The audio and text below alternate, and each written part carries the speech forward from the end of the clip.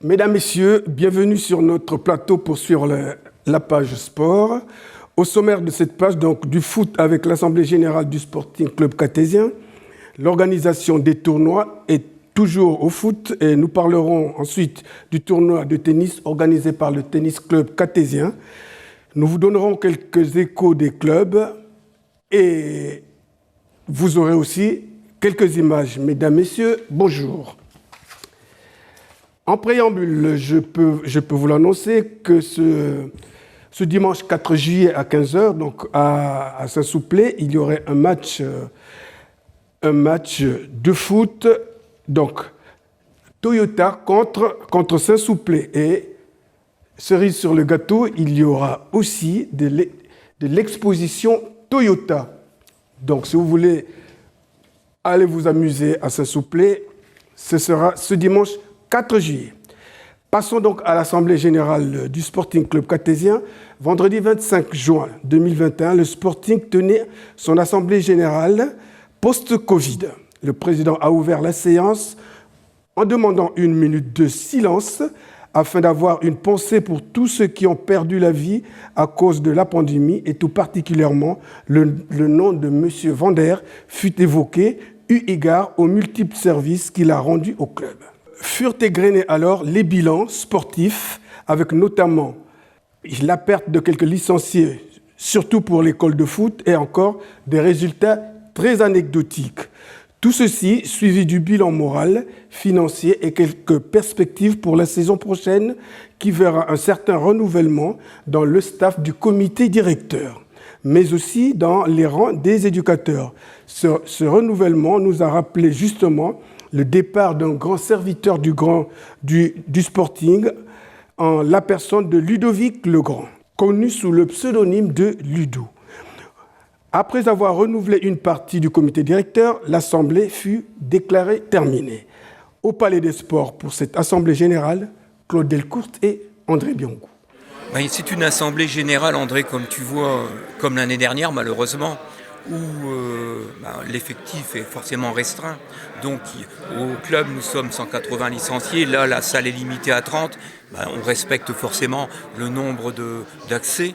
Et donc voilà, c'est une année encore particulière cette année au niveau de l'Assemblée générale. L'année dernière, on l'avait faite au mois de septembre. Celle-ci est faite ici fin juin, comme traditionnellement. Bon, alors allez, passons au niveau sportif. Qu'est-ce qui a changé au Sporting, sur l'encadrement des jeunes et tout? Oui, au Sporting Club, comme tu vois un petit peu, tu as entendu André, on a fait beaucoup d'efforts chez les jeunes depuis quelques années. On arrive à les faire progresser. Les gamins jouent quand même dans des catégories au niveau du district les plus élevés. On a même eu une équipe U13 cette année en pré-ligue, ce qui n'était pas arrivé depuis de nombreuses années. Donc on essaye de faire une école de football qui part de 6 ans jusqu'à 18 ans et 2 équipes seniors. Donc ça fait quand même pas mal d'équipes au club, mais on est quand même maintenant bien structuré. Alors les enfants qui ont envie de faire du sport, de faire du foot en particulier, je les invite à nous rejoindre au mois de septembre, début septembre, pour faire soit des essais ou tout simplement aussi signer une licence au Sporting Club. Moi, je ne promets rien à l'encadrement. Les éducateurs nous donnent beaucoup, c'est-à-dire beaucoup de leur temps, beaucoup de leur qualité. Et donc, il y a eu quelques mouvements en cours d'année. Et c'est, comme je l'ai dit lors de l'Assemblée, c'est surtout dû à des raisons familiales. Quand un éducateur nous quitte, généralement, ce n'est pas forcément pour aller dans un autre club, mais pour des raisons professionnels comme Bruno, comme Ludo Legrand qui vient de nous quitter. Ludo, c'était quelqu'un de très important au niveau de notre club et surtout très important au niveau du soutien moral qu'il me donnait, puisque depuis que je suis président en 2015, forcément Ludo a toujours été à mes côtés. Donc quand on perd quelqu'un de cette qualité-là, forcément on a une petite boule. Donc, mais ça c'est la vie, ça c'est le football. Après, là aussi, dans le domaine des résultats sportifs, quand on on a des gamins d'une excellente qualité, ce qui était le cas, comme j'ai dit tout à l'heure, des gamins U13, eh ben, ils sont sollicités par le Pôle Espoir de Liévin, ils sont sollicités par Aulnoy-Fény, ils sont sollicités par Cambrai, par Saint-Quentin. Bon, bah voilà, ça c'est le football. En réalité, nos éducateurs font le boulot, on les forme, et puis ils s'en vont. Mais bon, ça c'est comme ça, c'est le football. Donc bonne chance à ceux qui nous quittent pour jouer à un niveau plus haut. Voilà. Alors, donc finalement, qu'est-ce qu'il faut souhaiter au Sporting? Au Sporting, longue vie au Sporting. L'année prochaine, ça sera une année certainement compliquée. On a aussi accueilli ici il y a quelques semaines Frédéric Marié, qui est le nouvel entraîneur de l'équipe senior, avec Kaby qui est son bras droit pour l'équipe senior B. Donc c'est des gens qui ont des capacités, qui ont eu aussi un football, une vie footballistique très prenante et qui ont d'énormes qualités. Maintenant, ils vont avoir aussi un effectif senior de qualité, et puis à eux de les faire progresser pour atteindre les premières places, comme je l'ai dit tout à l'heure lors de l'allocution. Le championnat a été malheureusement arrêté le 21 octobre. L'équipe B avait gagné ses 5 matchs sur 5. Donc voilà, tout peut s'arrêter à tout moment avec cette pandémie, cette crise sanitaire, et on ne peut pas se projeter. C'est ça le problème, c'est qu'on ne peut pas prévoir l'avenir en manifestation, en repas. Donc nos sponsors, j'irai forcément les voir cette année parce que j'ai absolument besoin de mes sponsors, mais l'année dernière, au mois de septembre, j'y suis pas allé tout simplement par décence, parce que ce sont des gens qui ont souffert financièrement avec la fermeture des commerces, donc je me voyais pas aller les solliciter. Bon, cette année, si on repart, forcément, je serai dans l'obligation de le faire. Qu'est-ce qu'on peut retenir de cette assemblée générale du Sporting? On peut retenir que le Sporting a fait le point un petit peu sur sa trésorerie, et rendu un petit peu compliqué et difficile par le manque de recettes vu la crise du Covid. Donc souhaitons bon courage à Monsieur le Président, à Monsieur Lègle pour faire en sorte d'équilibrer les chiffres pour la saison prochaine. À part ça, sur le plan sportif, je pense que la préparation elle est bien faite. Plan sportif, ils viennent d'avoir un nouvel entraîneur, Frédéric Marié, qui vient d'Élincourt, qui a fait ses preuves à Élincourt, qui les a montés en R1. Donc on attend beaucoup de choses de sa part. Concernant les jeunes, l'ossature des éducateurs ne bouge pas, donc une stabilité de ce côté-là. Et puis de faire en sorte qu'on puisse encore progresser parce qu'il y a du chemin à faire. Le Sporting Club n'est pas à la hauteur de ce qui pourrait être vis-à-vis des infrastructures qu'on leur donne. Donc on ne peut pas rester en R4 pour les seniors et on ne peut pas rester sans des équipes comme les U14, les U16. Donc c'est un combat, faire venir les gens et surtout de les garder. Mon petit coup de cœur, le départ de Ludovic Legrand. Alors oui, Ludo s'en va parce que ça va pour des raisons professionnelles. Ludo est un ami, est un copain, donc ça fait drôle, mais ça va surtout manquer au niveau du sport cartésien, parce que Ludo faisait partie non seulement du SCC, mais aussi du tennis, et c'est quelqu'un qui était fort, énormément impliqué, estimé. Et Ludo va manquer au sport cartésien. Et moi je dirais tout simplement bon vent à Ludo et puis je te souhaite de faire une bonne carrière, une bonne fin de carrière professionnelle là où il est. Passons maintenant au tournoi. Ce fut donc un tournoi de foot. Alors pour la fin de la semaine dernière, le Sporting organisait des tournois, un pour les jeunes et un autre s'adressant à d'autres catégories. On estime que ces tournois auraient pour but de dégripper un peu les jambes des joueurs qui, depuis longtemps, n'ont pas pu exécuter des mouvements capables de raviver les automatismes. Tout doucement, les joueurs font leurs armes. Au milieu du tournoi, un reportage de Claude Delcourt. Ah bah sur ce terrain aujourd'hui, nous organisons avec l'éducateur des U18 un tournoi. Dans ce tournoi participent différentes équipes du secteur. Donc c'est un tournoi qui se déroulera donc de 10h du matin jusqu'à 16h. Et dans la convivialité, le but c'est ça, c'est de faire rejouer les gamins qui n'ont pas joué depuis quelques mois avec ce problème de pandémie. Et puis je profite de dire aussi, vous n'avez pas pu venir hier, mais on a fait également un excellent tournoi en U10, U11 où là on a reçu une douzaine d'équipes. La journée s'est très bien passée. Le seul bémol, bien entendu, c'était la pluie ce samedi matin. Mais voilà, donc le Sporting Club repart avec des tournois, repart pour faire jouer nos jeunes surtout. Et puis le championnat reprendra ses droits, nous l'espérons tous, mais au mois de septembre. Alors donc là, c'est quelle catégorie là ici? Alors actuellement, c'est la catégorie U17, U18, mais quelquefois on met aussi des gamins U16 pour les faire participer. Donc nous, au club, on a engagé 3 équipes. Voilà. Ouais, on voit sans arrêt sur les terrains. Apparemment, ça donne quoi là? Quelle est la vision des matchs d'après vous? Alors moi, j'ai pas de vision des matchs parce que je suis occupé à droite, à gauche, à discuter, surtout à donner un coup de main au niveau de la buvette. Donc les matchs, je les regarde pas, mais de temps en temps, j'interroge un gamin et je lui dis alors, qu'est-ce que ça donne les résultats? Là, j'ai interrogé 2 gamins qui jouaient dans 2 équipes du Cateau respectivement et ils m'ont dit 2 victoires d'un côté, 1 victoire, 1 nul. Donc voilà, je suis content, eux aussi, je l'espère, mais la journée n'est pas terminée. Alors, tu es là pour encadrer quelle équipe aujourd'hui? Donc aujourd'hui j'ai les U16 de Caudry, les futurs U17. Donc on est là au tournoi du SC Le Cateau pour terminer la saison parce que voilà, c'est la fin de la saison. Donc on clôture mardi pour cette équipe-là et on a décidé aujourd'hui de venir SC Le Cateau pour terminer sur une bonne ambiance, festif et pourquoi pas en même temps terminer sur une bonne note. Alors ça donne quoi pour l'instant au niveau des résultats?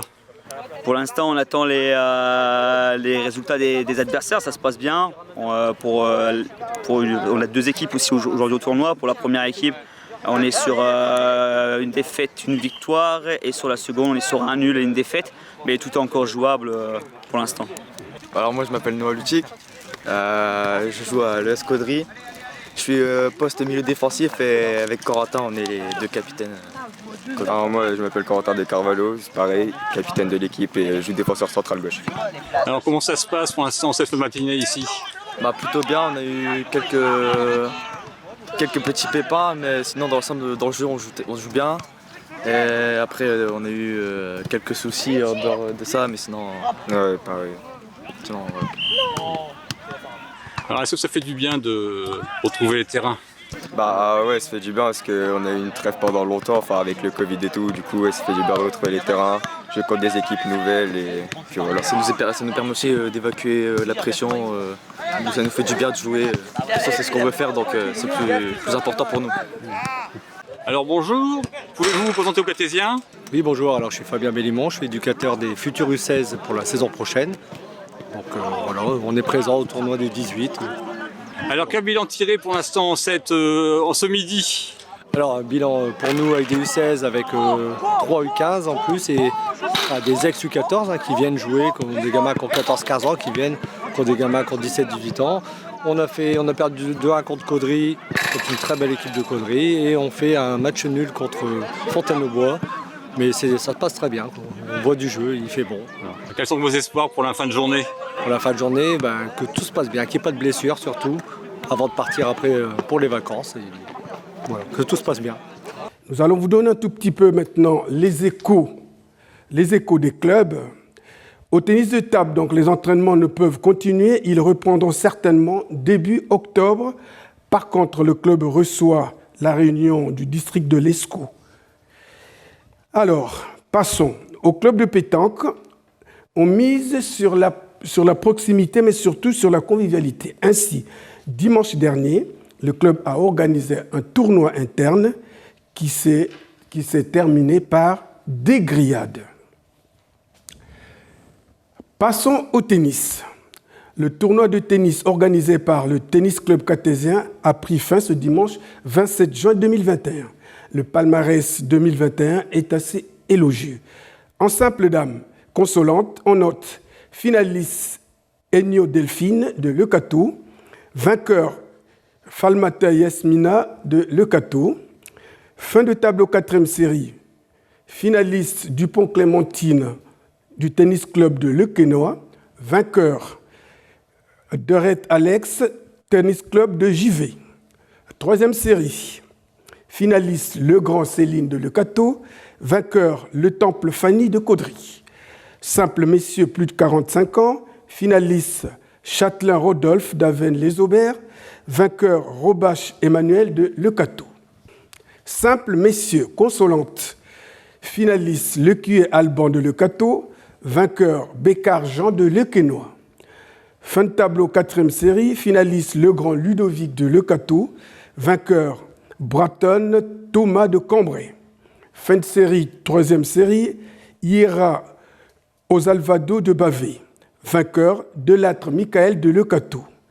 2e série, demi-finaliste, Buriette Louis de Saint-Solve et Delattre Grégoire de Cambrai. Finaliste, Stéphane Théry de Maubeuge. Vainqueur, Baudry Antoine, ancien cartésien, maintenant au Tennis Club des Flandres. Nous n'avons pas raté ces occasions. Claude y a fait un tour. Regardez les images.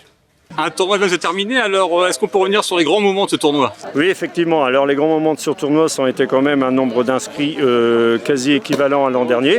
Donc c'est une chose très positive parce que les dates se sont mis un petit peu tardivement. On a dû modifier un petit peu les dates de notre tournoi pour permettre de le démarrer suite à la situation du Covid que tout le monde connaît. Donc voilà, donc très bien passé. Les dates c'était donc là du 19 au 27 juin et on vient de terminer aujourd'hui nos finales. Alors d'où venaient les joueurs Alors les joueurs venaient essentiellement du Cateau, ça on peut forcément, comme à chaque fois ils sont toujours présents. Et après on avait les clubs environnants, Bouet, Cambrai, Avesnes-les-Aubert, Avesnes-sur-Helpe, Le Quesnoy aussi, voilà, tous les clubs environnants qu'ils ont l'habitude de venir. Alors on peut rappeler les grands gagnants de ce tournoi? Alors oui, effectivement, aujourd'hui les grands gagnants ça a été Antoine Baudry, voilà. Donc effectivement, Antoine Baudry, c'est un ancien cartésien. Il a fait toute son école de tennis au Cateau. Il a démarré tout petit. Et aujourd'hui, voilà, il est classé 15, Antoine. Et il a gagné le tournoi, voilà, pour la seconde fois d'ailleurs. Donc c'est à préciser. Et vraiment très bien. Et chez les féminines, c'est Fanny Le Temple aussi, qui régulièrement vient toujours faire notre tournoi aussi. Et pareil, elle a gagné aussi contre Céline Legrand, une cartésienne, qui était aussi en finale. Et chez les moins jeunes? Alors chez les moins jeunes, il y avait, on attendait un petit peu alors sur le papier Grégoire Delattre. Alors c'est un jeune espoir, aujourd'hui il est en sport-études au niveau tennis. Il est classé 5-6, savoir que nous on était ouvert à 4-6 justement. Il a joué ce matin, il a fait un superbe match en 4-7 contre le finaliste justement, Stéphane Théry. Voilà, on l'attendait un petit peu et je pense qu'il y a eu un petit peu de pression aussi de ce côté-là de sa part. Donc forcément ça a joué beaucoup. C'est vrai que jouer, même si aujourd'hui Antoine Grégoire est cartésien, mais de ses racines, il est cartésien avant tout. Il y a aussi les vétérans, je crois. Alors les vétérans, oui, voilà. Alors les plus de 45, parce que cette année on avait zappé les plus de 35, pour des questions de temps surtout. Mais les plus de 45, ça a été Emmanuel Robache, cartésien aussi également, qui a gagné le tournoi, qui est classé 15-4. Bon, aujourd'hui, les finales ont été un peu difficiles à jouer. Un petit peu perturbées, effectivement. Les demi-finales se sont déroulées un petit peu en salle et les finales 3e série et seconde série ont dû se dérouler en salle, malheureusement. Et quand je vois le temps qu'il fait là, à l'issue de ces matchs, on est un petit peu, pas dégoûté, parce que malgré tout, on a pu voir un beau match. Mais par rapport, ça aurait pu se dérouler dehors, ça aurait été beaucoup plus agréable. Bon, finalement, quel bilan tiré? Un bilan super positif, forcément. Alors, un petit manque un petit peu de présence féminine, je l'avais signalé un petit peu dans mon discours. Mais ça, voilà, et après avoir fait le rapprochement d'autres clubs, c'est tout partout. En moyenne, il y a une baisse à peu près de 50% de présence féminine sur les tournois. Mais ils vont revenir. Et puis vous avez reçu un bon coup de main des membres en dehors des cours. Exactement, ouais, ça c'est aussi, voilà, aujourd'hui, pour monter, pour organiser les matchs, on a un juge arbitre qui est au top, Laurent Legrand, et on a notamment une personne chez nous qui est Marie-Lou, Loulou, elle est connue sous le nom de Lou, Marie-Louise Bouvard, qui nous a fait quasi toutes les permanences. Dès qu'il manquait quelqu'un, elle était là pour remplacer tout ça et on l'a même remercié fortement et chaleureusement parce que franchement, c'est une personne comme ça dans un comité, c'est de l'or. Alors donc les prochaines rencontres, prochains tournois, c'est prévu pour quand? Alors les prochains tournois, les dates ont été déposées parce que c'était à faire avant le 27 juin. Donc les prochaines rencontres seront l'année prochaine, du 25 mai au 12 juin. Donc on repart sur les dates habituelles. À savoir que le 25 mai c'est un mercredi. On va essayer de démarrer un petit peu plus tôt les premières rencontres pour gagner un petit peu de créneau. Parce qu'il y a dans le règlement, il y a un système qu'on doit organiser dans la planification des matchs. Et ça nous permettra un petit peu d'avoir un petit peu d'avance pour la suite des tableaux. Alors bonjour mesdames. Bonjour. Vous êtes les grandes finalistes de ce tournoi. Alors pouvez-vous vous présenter tout d'abord? Alors, merci. Fanny Le Temple, je fais partie du tennis club de Caudry et je suis classée 15-2. Et Céline Legrand, et je fais partie du tennis club cartésien et je suis classée 15-3. Alors je vais m'adresser à la gagnante, qui est de Caudry. Alors comment vous avez vécu ce match? Racontez-nous un petit peu. Très bien puisque j'ai gagné. Voilà, c'est beau ça. Un peu déçue de jouer dans la salle intérieure parce que c'est un tournoi extérieur et que le cadre est toujours sympathique ici. Mais le match s'est bien passé, ouais. un peu de mal pour moi pour m'adapter dès le premier jeu. Mais après j'ai pris mes marques et ça a été. Et on se connaît bien toutes les deux et ça s'est bien passé. J'ai pris le dessus, j'ai fait moins de fautes sûrement. Ouais. Et puis Céline, pas très en forme, un peu malade, donc c'était plus facile pour moi. Alors ramenez-nous un petit peu le score. Pour faire mal à la perdante. 6-2, 6-1. 6-2, 6-1. Ouais. Mais les jeux étaient très serrés. On a fait beaucoup de jeux à avantage égalité, quand même. Et puis Fanny, elle a pris le dessus sur les égalités. Ouais. J'ai repris le dessus à chaque fois dans le jeu et j'ai marqué le jeu. Ça a été décisif sur ces points. Il y a peut-être aussi l'expérience qui joue. Oui, peut-être l'expérience. Après, la régularité aussi. Oui, je suis très régulière et assez calme. Moi, mon jeu, c'était d'avancer, d'attaquer pour te prendre du temps, toi de remettre. Et puis, Oui, pour gagner, il fallait qu'elle attaque. Alors, l'analyse de la perdante. Alors, comme on vient de dire, moi, mon jeu, c'était plutôt d'attaquer, de prendre du temps sur Fanny, puisqu'elle est très, très régulière. Malheureusement, aujourd'hui, il y a eu un peu trop de fautes, mais pourquoi pas la prochaine fois mettre un peu plus dans le terrain. Mais c'est déjà bien de terminer une finale. Ah oui, tout à fait. Mesdames, Messieurs, j'ai été encore très heureux de vous présenter cette page. Reste plus qu'à vous souhaiter une excellente fin de semaine et à nous revoir encore très prochainement sur ce même plateau en vous disant tous merci et à bientôt. Bon, tu n'as fait...